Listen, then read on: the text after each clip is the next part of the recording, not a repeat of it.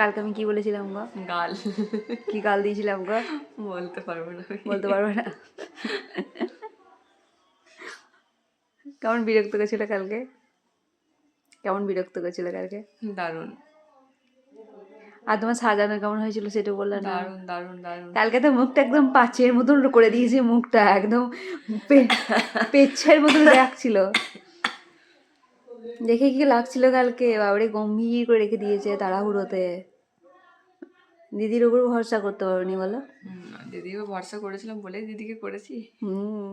এই ভরসা করেছিলে। মুখটা কালকে বললাম, লাইভে বললাম রিভিউটা আমি হোয়াটসঅ্যাপে পাঠিয়ে দেবো, আমি দিতে পারছি না, তাই বলছে। মেকআপ কখন তুললে দিয়ে? মেকআপ তুলেছি 12টার পর, রাত্রে। রাত 12টার পর। কেমন ছিল মেকআপটা? তোমার যেমন ছিল সেরকম বলবে, বাড়িয়ে কিছু বলতে হবে না। একদম একটুও কিছু হয় না, তো কান্না করে যা করেছে একটাও কোথাও কিছু হয়নি।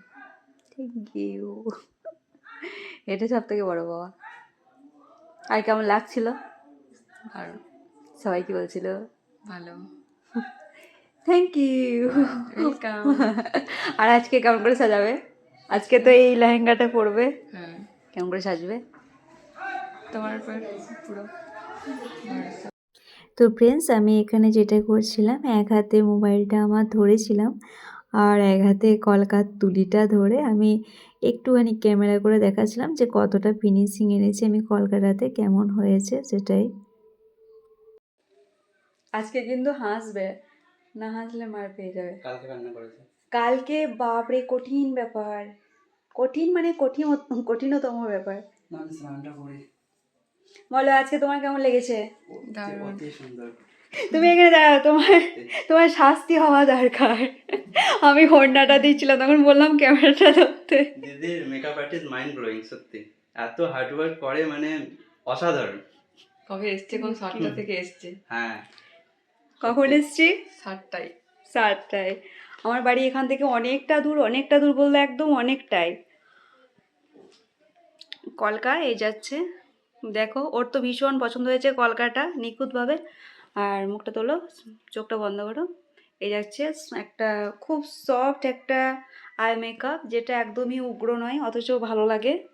আর এইদিকে কি হয়েছে, ফুলগুলো বেঁচেছিল, তো কি করেছি আমি এখানে ফুলগুলো দিয়ে দিয়েছি খোপাতে, ভালো লাগছে।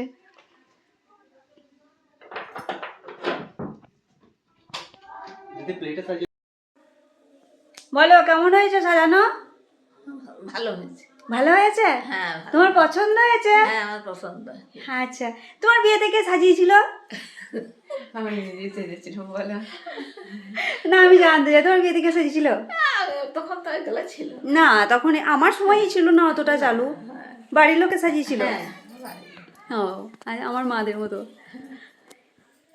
এই যে ঠাকুমা অনেকক্ষণ থেকে দেখছিল যে কেমনভাবে আমি সাজাচ্ছি, কি করছি, ধৈর্য ধরে কিভাবে করছি সেটা দেখছিল। এই যে তাকাও এদিকে, ওই চোখগুলো একদম লেন্স পরার মতো, লেন্স পরে আছে বললেই চলে। চলো রাখি। তো ফ্রেন্ডস, সাজানোর পর ও রিসেপশনের জায়গাটাতে যাচ্ছিল, তখন আমার খুব ভালো লাগছিলো, আমি ওই জন্য ক্যামেরা করছিলাম। ও যখন বসেছিল ওখানে, তখন ওকে পুরো একদম রানীর মতো দেখতে লাগছিল, রিয়েল ব্রাইট মনেই হচ্ছিল না, মনে হচ্ছিলো যেন কোনো মডেল বা ডল টাইপের এরকম লাগছিল দেখতে, এত সুন্দর লাগছিল। তো চলো রাখি, দেখা হবে অন্য ভিডিও।